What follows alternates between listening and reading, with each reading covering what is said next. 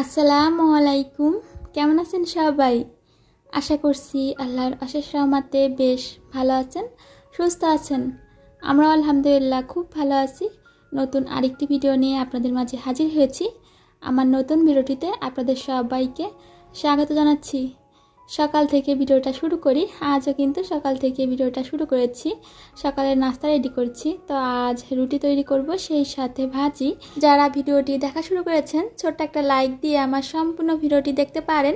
এখানে পানিটা ফুটিয়ে নিয়েছি লবণ দিয়ে। আমাদের বাসার পানিতে প্রচুর পরিমাণে আয়রন, হয়তো দেখে বুঝতে পেরেছেন যে পানি ফুটানোর পর পাতিলের গায়ে আয়রনের দাগটা বসে যায়। এই তো আমি আটাগুলো দিয়ে তারপর কিছুটা সময় সিদ্ধ করে নিয়েছি। এখন নামিয়ে নিব। তো ঠান্ডা হয়ে যাওয়ার পর আটাগুলো খুব ভালো করে মথে নিব। তো শাশুড়ি বৌমা মিলে কিন্তু আজকে সকালের নাস্তার আয়োজন করছি। আমি এখানে আটা সিদ্ধ করে নিচ্ছি, মা ওইদিকে আলু কেটে দিচ্ছে, সেই সাথে পেঁয়াজ মরিচ আলু ভাজির জন্য। হালকা গরম অবস্থায় আটাগুলো মথে নিলে রুটিগুলো খুব সুন্দর হবে, তাছাড়া ফুলকো হবে। আটা যদি সিদ্ধ ভালো হয় তাহলে রুটি কিন্তু সফট হয়। এদিকে মা আলু এবং পেঁয়াজ মরিচ কেটে দিয়েছে, এখন আমি ভাজি করে নিচ্ছি। তো এখানে কিছু তেল ছিল, ভাজা তেল, তো সেগুলো দিয়েই ভাজি করছি। তো ভাজা তেল দিয়ে আমি সবসময় ভাজির কাজটাই করে ফেলি। তেলে ভাজা কোনো নাস্তা তৈরি করলে সেই তেলটা ছেঁকে রেখে দিই, পরবর্তীতে রান্নার কাজে ব্যবহার করি। ভাজি করা ছাড়া অন্য কোনো রান্নাতে ব্যবহার করলে তো সেই তরকারিটা কিন্তু ভালো লাগে না। এদিকে আমি পেঁয়াজ এবং মরিচটা ভেজে নিয়েছি। এরপর এখানে দিয়েছি লবণ হলুদ, এরপর আলুগুলো দিয়ে ভাজি করতে দিয়েছি ঢাকনা দিয়ে। এদিকে মা আটাগুলো খুব ভালো করে মথে নিচ্ছে। তো মাকে বলছিলাম যে আমি নিজেই পারবো, তো মা কি আর আমার কথা শুনবে, সে তার মতন কাজ করে যাচ্ছে। তো এদিকে আলু ভাজিটা হয়ে গিয়েছে, আলুগুলোর উপরের খোসা সহ কাটা হয়েছে। তো দেখতে এরকম হয়েছে। বাসায় লোক সংখ্যা 3 জন, তো 2 জনই রান্নাঘরে, মা এবং আমি। আলিফ সোনাও কিন্তু রান্নাঘরে। তো সে একা একা রুমে আর কি করবে, সে তার দাদুর এবং মায়ের কাজ দেখছে। এদিকে মা আটাগুলো ভালো করে মথে নিয়েছে আর আমি এখন রুটি বানিয়ে নিচ্ছি।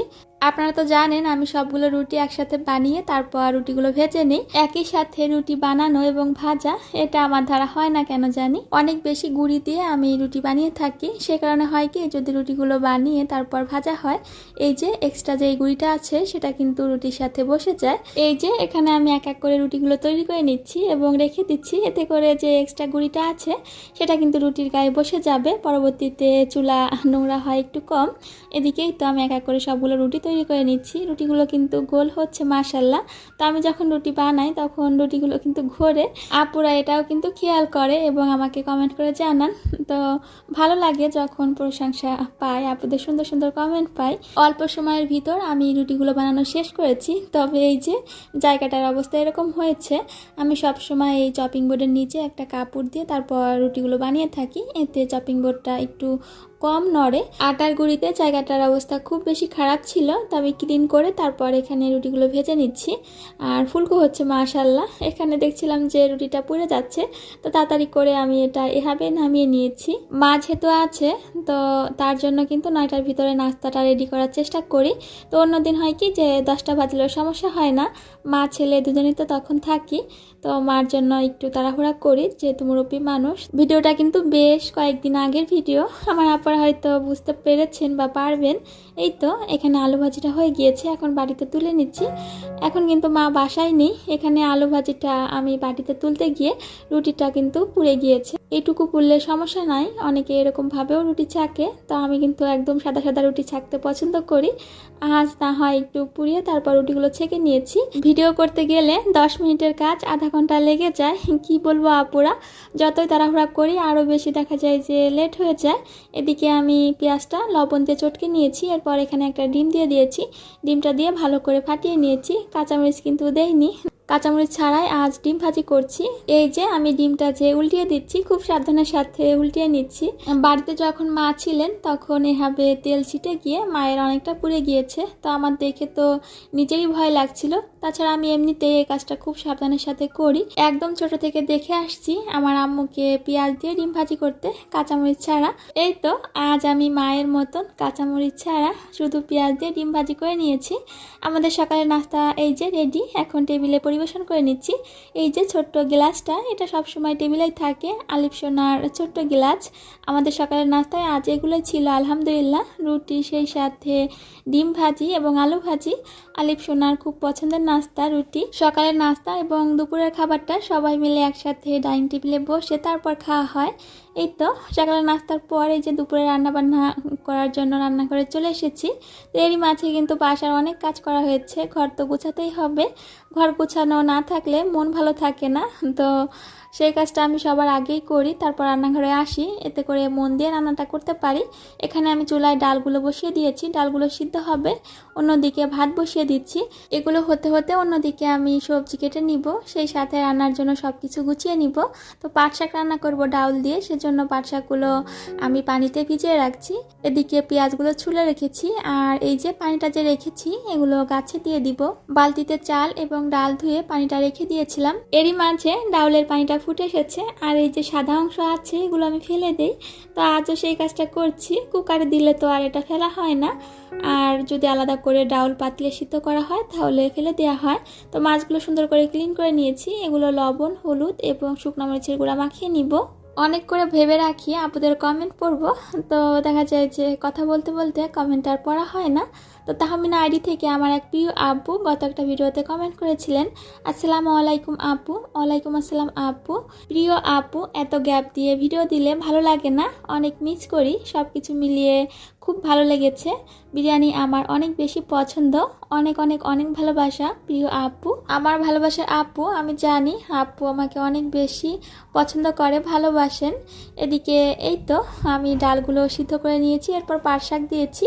এখানে দিয়েছি পেঁয়াজ কুচি, রসুন কুচি, কাঁচামরিচ কুচি। এই তো কিছুক্ষণ জাল করে নামিয়ে নিয়েছি। এখন এগুলো বাগার দিয়ে দিব। এখানে দিয়ে দিয়েছি রসুন কুচি এবং পেঁয়াজ কুচি। তাছাড়া এখানে আমি 2টা শুকনা মরিচ ছিঁড়ে তারপর দিয়ে দিচ্ছি। সুন্দর একটা সুঘ্রাণ আসে। আমার আপুরা কিন্তু আমাকে অনেক বেশি ভালোবাসেন, আমি সেটা জানি। হয়তো একজনের নাম বললে অন্য আপুরা রাগ করেন। এদিকে এগুলো একটু ভেজে নিয়েছি, তারপরেই তো ডালের ভিতর দিয়ে দিয়েছি। তেলটা ভাজা তেল ছিল, কোনো একটা নাস্তা তৈরি করে নিয়েছিলাম, সেই জন্য এরকম উপর দিয়ে বুদবুদ উঠেছে। এই তো ডাল রান্না কিন্তু কমপ্লিট। ডালটা আমি নামিয়ে নিয়েছি, এখন তরকারি রান্না করে নিব। সেজন্য আগে মাছ ভাজি করে নিব। পাট শাক এভাবে রান্না করলে আমার কাছে অসম্ভব রকমের ভালো লাগে। আমার খুব বেশি পছন্দের একটা খাবার। আমার আপুরা হয়তো জানেন, যারা রেগুলার ভিডিও দেখেন, আমি মাঝে মাঝেই এভাবে পাট শাক রান্না করি। এখানে চুলায় একটা কড়াই বসিয়ে দিয়েছি, এরপর পরিমাণ মতন তেল দিয়ে দিয়েছি। এখানে এই যে মাছগুলো যে দিচ্ছি, খুব বেশি তেল ছিটছিল, আমার হাতেও লেগেছে। গরম তেল হাতে লেগে খুব বেশি জ্বালা করছিল। তো এরকম কিন্তু হয় না, আর জানি না এরকম কেন হলো, তেলটা খুব বেশি ছিটছিল। এই যে আমি চুলার ঝাল একদম লো করে তারপর মাছগুলো ভেজে নিচ্ছি। এদিকে ভাত হয়ে গিয়েছে, ভাতের মাটা এখন গেলে নিব। চুলা থেকে অনেকটা দূরে থেকে আজকে মাছগুলো ভেজেছি, তো খুব ভয়ে ভয়ে মাছগুলো ভেজে নিয়েছি। তবে আজ যে একবার হাতে লেগেছে গরম তেল, সেটা কিন্তু না, কয়েকবার এভাবে তেল ছিটে আমার গায়ে লেগেছে। তো মাছগুলো খুব সুন্দরভাবে ভাজা হয়ে গিয়েছে। তো বড়ি দিয়ে মাছ রান্না করব। আমাদের এলাকায় যেহেতু বড়ি তৈরি করা হয় না, এটা মা চিনেও না এবং কখনো খাইনি, তো ভাবলাম বাসায় যেহেতু আছে রান্না করি, দেখি মা পছন্দ করে কি না নতুন খাবার। তাই তো বড়িগুলো ভেজে নিচ্ছি, তো একটু লাল করে ভেজে নিয়েছি। এটা একদম মুচমুচে হয়ে যায় এই সময়টা। এই যে নামিয়ে নিচ্ছি। একটা সময় আমি মাছ খুব বেশি কষিয়ে রান্না করতাম, কারণ আলিফের বাবা মাছ কষিয়ে রান্না করলে পছন্দ করে। তো এখন যেহেতু আলিফের বাবা থাকেন না, এই জন্য আমাদের পছন্দ মতো রান্না করি। যখন তিনি আবার আসেন, তার পছন্দ মতো রান্না করার চেষ্টা করি। এদিকে আমি পেঁয়াজটা ভেজে এরপর এখানে বাটা মশলা দিয়েছিলাম সব ধরনের। এরপর এখানে দিয়েছি হলুদ গুঁড়া, দিয়েছি পরিমাণ মতন লবণ। এই তো এখানে দিয়েছি আলু এবং পেঁপে।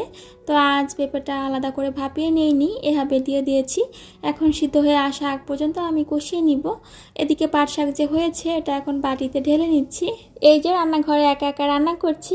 আলিফ সোনা তো এখন খেলার সঙ্গে আছেন, এই জন্য সে আর এখন মাকে জ্বালাতন করে না, রান্নাঘরে আসেও না। যদি দাদু রান্নাঘরে আসে তখন সে আবার চলে আসে। সবগুলো রান্না একেবারে হয়ে যাওয়ার পর তারপর খাবারগুলো টেবিলে পরিবেশন করি। এই জন্য বাটিটা আমি ওখানেই রেখে দিয়েছি। তাছাড়া বাটিটা খুব বেশি গরম ছিল। এদিকে পেঁপে এবং আলুটা সিদ্ধ হয়ে গিয়েছে, আমি ঝোলের পানি অ্যাড করে দিয়েছি। এখনই তো মাছ দিয়ে দিয়েছি। মাছ আর যেই বড়িগুলো ভেজে রেখেছিলাম সেগুলো দিয়ে দিয়েছি। তো অনেক সময় হয় কি যে পানিটা ফুটে আসার পর তারপর মাছ দিয়ে থাকি, তো মাঝে মাঝে এই যে তাড়াহুড়ার ভিতর থাকি, তখন আর পানি পানিটা ফুটে আসার অপেক্ষায় থাকি না, একেবারে ঝোলের পানিটা দিয়ে মাছগুলো দিয়ে ঢাকনা দিয়ে রেখে দেই। এদিকে একটা ভাজি করে নিচ্ছি। এখানে আমি পরিমাণ মতন তেল দিয়ে নিয়েছি। এরপর এখানে দিয়েছি পেঁয়াজ কুচি, রসুন কুচি এবং কাঁচামরিচ কুচি। এখানে পরিমাণ মতন লবণ দিয়ে দিয়েছি। এখানে দিয়েছি কয়েক টুকরা তেজপাতা, দিয়েছি হলুদ গুঁড়া। এই তো এগুলো একটু সময় ভেজে নিব।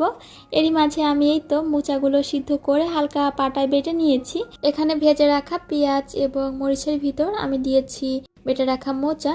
একটু সময় নিয়ে আমি মোচাগুলো ভেজে নিয়েছি। এরপর এখানে দিয়ে দিয়েছি গরুর দুধ। এখন জাল করে এটা শুকিয়ে নিব।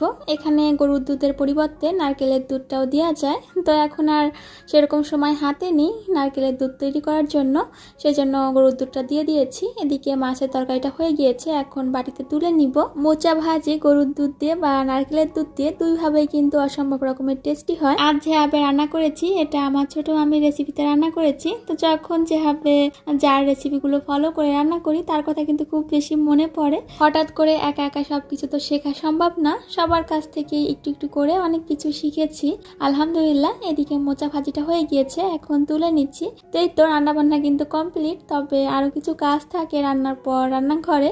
এই যে চুলা ক্লিন করতে হবে, সেই সাথে যে কড়াইগুলোতে রান্না করেছি সেগুলো ক্লিন করতে হবে। তো এই তো আগে টেবিলে খাবারগুলো পরিবেশন করে নিলাম। টেবিলে খাবার পরিবেশন করা হয়ে গেলে মনে হয় যে আমার সব কাজ এখানেই শেষ। আমার প্রিয় আপুরা যারা এখনো খুব ভালোবাসা দিয়ে দেখছেন আমার ভিডিওটি, কিন্তু এখন আমার চ্যানেলটি সাবস্ক্রাইব করেননি, যদি ভালো লাগে তাহলে আমার ছোট্ট চ্যানেলটি সাবস্ক্রাইব করে বন্ধু হয়ে আমার পাশে থেকে যেতে পারেন। বিকালের দিকে এখানে পিঠা বানাচ্ছি, তো দেখে হয়তো বুঝতে পারছেন কি পিঠা বানাচ্ছি। এখানে তাল দিয়ে পিঠা বানাবো, তালের বড়া পিঠা। তো এখানে তাল এবং চিনিটা খুব ভালো করে আগে মিক্স করে নিয়েছি। চিনি গলে আসার পর এখানে দিয়ে দিয়েছি চালের গুঁড়া এবং আটা। তো এগুলো একটু ভালো করে মিশিয়ে নিচ্ছি। তো সমপরিমাণ চালের গুঁড়া এবং আটা দিয়েছি। চিনিগুলো আমি আগেই মিশিয়ে রেখেছিলাম যাতে খুব তাড়াতাড়ি চিনিটা গলে আসে। এখানে আরও দিয়ে দিয়েছি নারকেল কুড়ানো। এই পিঠাটা কিন্তু অল্প সময়ে সহজভাবে তৈরি করা যায়। আমার কাছে মনে হয় যে এই পিঠাটা বানানো খুবই সহজ। যারা কখনো পিঠা বানাতে পারে না বা বানায়নি তারাও পিঠাটা খুব সহজে বানিয়ে ফেলতে পারবে। তালের বড়া পিঠা তৈরি করার জন্য এখানে তাল দিয়ে আমি ডোটা সুন্দর করে তৈরি করে নিয়েছি, এখন ভেজে নিব। বাইরে দেখে আপুরা হয়তো বুঝতেই পারছেন এখনো সন্ধ্যা হয়নি, বিকাল। তো এই সময় চলে এসেছি পিঠা বানাতে। তো পিঠা বানাতে বানাতে দেখা যাবে যে সন্ধ্যা ঘনিয়ে আসবে, মাগরিবের আজান দিয়ে দিবে। তো এখানে কড়াইতে কিছু তেল দিয়ে দিয়েছিলাম, তাছাড়া আরও কিছু তেল দিয়ে দিয়েছি যেহেতু পিঠাগুলো ডুবো তেলে ভাজি করে নিব। এখানে আমি কিছু পিঠা ভাজি করে নিয়েছি, এগুলো তুলে নিব। তাই এই যে পিঠা বানাচ্ছি। তো অন্যদিকে কিন্তু আমার ছেলে এবং ছেলের দাদু দুজনে পিঠা খেয়েও নিচ্ছে। তো খুব বেশি ভালো হয়েছিল। এই বছরে প্রথমবার আমি তালের পিঠা বানাচ্ছি। এখন যে পিঠা বানানো শুরু করেছি দেখা যাবে যে মাঝে মাঝেই এভাবে তালের বড়া পিঠা তৈরি করা হবে যতদিন ফ্রোজেন তালের রসটা থাকবে। তো তালের রস বা যে পিউরিটা বের করা হয় সেটা আমার বের করা হয়নি, তো এটা খুব ঝামেলার মনে হয়, আমি কখনো করি না। মা এই রসটা বের করে তারপর নিয়ে আসেন, সেটা দিয়ে আমি পিঠা তৈরি করে থাকি। আমার বাবা সোনা সব সময় পিঠা পছন্দ করে, এই পিঠাটাও অসম্ভব রকমের পছন্দ করে। এই যে এক এক করে আমি পিঠাগুলো দিয়ে ভাজি করে নিচ্ছি, দেখতে কিন্তু খুব সুন্দর আসছিল কালারটা। তালের বড়া পিঠা এক এক রকম স্বাদ এক এক সময় হয়। পিঠাগুলো যখন গরম থাকে তখন এর টেস্ট একরকম থাকে, যখন ঠান্ডা হয় সেটা টেস্ট অন্যরকম লাগে। উম্মে হাবিবা রূপা আইডি থেকে আমার এক প্রিয় আপু কমেন্ট করেছিলেন, আপু তুমি এত দেরি করে করে কেন ভিডিও দাও, তোমার ভয়েসটা খুব মিস করি। তো ইনশাল্লাহ আপু ভবিষ্যতে ইচ্ছা আছে খুব তাড়াতাড়ি ভিডিও দেয়া বা রেগুলার ভিডিও দেয়া। ভবিষ্যৎ যেহেতু বলেছি সেটা কালকে আসবে না 1 মাস পরে আসবে সেটা আমি নিজেও জানি না, তবে চেষ্টা করব পরবর্তীতে রেগুলার ভিডিও দেয়া। আপু তোমার জন্য অনেক অনেক ভালোবাসা রইল। এদিকে আমি পিঠাগুলো ভেজে তুলে নিচ্ছি। আমরা অনেক কাজই মায়ের কাছ থেকে শিখি। আমি এই যে একটা কাজ করছি, পিঠা তুলে পাতিলে রাখছি, এই কাজটা কিন্তু আমি আমার মায়ের কাছ থেকেই শিখেছি। পিঠা তুলে আম্মু দেখেছি যে পাতিলে রাখতে, তবে জানি না এটা কেন রাখেন। আমার নিজের আত্মীয় স্বজন বা আমি যাদের দেখেছি পিঠা বানাতে, তো দেখেছি যে সবাই এভাবে পিঠা বানিয়ে তারপর পাতিলে রাখেন। তাদের দেখা দেখে আমি নিজেও কাজটা করি বা করে যাচ্ছি, ভবিষ্যতেও হয়তো করবো এরকম। তো পিঠাগুলো তো অন্য কিছুতেও রাখতে পারি তাই না, অনেক কিছুই তো আছে বাসায়। তো এই তো আমার আপুরা কে কে আমার মতন এই কাজটা করে থাকেন আমাকে কমেন্ট করে জানাতে পারেন, বা কেন রাখা হয় পাতিলে সেটা জানলে সেটাও কমেন্ট করে জানাবেন। আমার অনেক আগ্রহ জিনিসটা জানার। এই তো এই যে পিঠাগুলো ভেজে তুলে নিচ্ছি, মিডিয়াম লো হিটে পিঠাগুলো ভেজে নিচ্ছি। বাইরে কিন্তু এই যে সন্ধ্যা ঘনিয়ে এসেছে, হয়তো মাগরিবের আজানও দিয়ে দিয়েছে এই সময়টায়। খুব সুন্দর ফুলকো ফুলকো পিঠা হয়েছে। তো এখানে আমি কয়েকবার ভেজে নিয়েছি, আরও একবার ভাজতে হবে। এই যে আমি লাস্ট বার এই পিঠাগুলো দিয়ে দিয়েছি, সেই সাথে এই যে ভেজে তুলে নিচ্ছি। চালের গুঁড়া এবং এখানে আটা ব্যবহার করেছি, এই জন্য পিঠাগুলো অনেক সফট হয়েছিল। তাছাড়া আটার পরিবর্তে ময়দাও ব্যবহার করা যায়। গরম গরম পিঠাগুলো খাওয়া হয়েছে, এখন ঠান্ডা হয়ে গিয়েছে, এখনো তো খেতে হবে। সবার সুস্বাস্থ্য কামনা করে বিদায় নিচ্ছি। আল্লাহ হাফিজ, আসসালামু আলাইকুম।